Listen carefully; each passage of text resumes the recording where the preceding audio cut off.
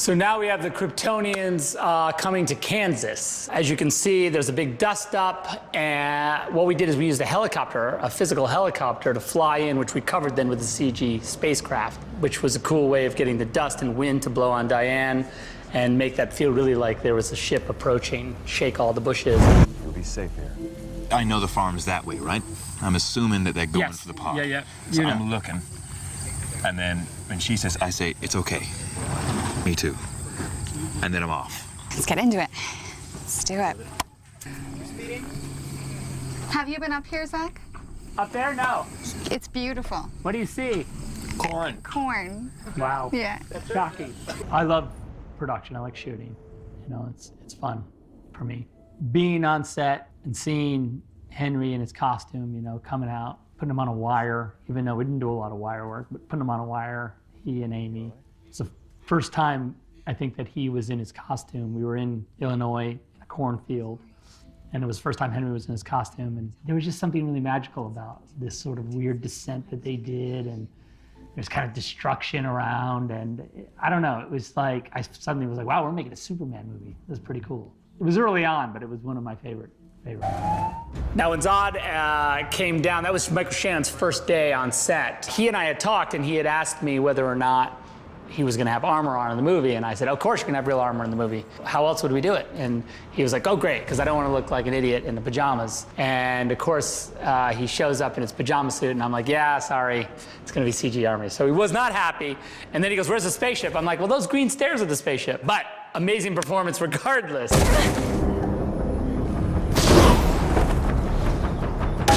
This is the Starcraft with the Superman logo to come. This is where the outer cradle dock and the inner cradle dock where the little baby sits that have been damaged by Super Witch. And now she's really pissed off, and Superman had better watch out. The Codex is not here. Michael Shannon, what you should never do, and he should know better, is to threaten Superman's mother, which of course results in him being tackled through a giant exploding silo of flammable material, I guess. I think they keep flammable material inside of silos. I wouldn't, but they do.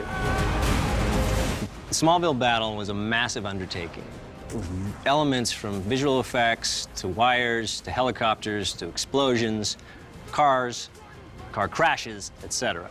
It was a 2-week shoot in which we had one unit that Zach ran the entire time.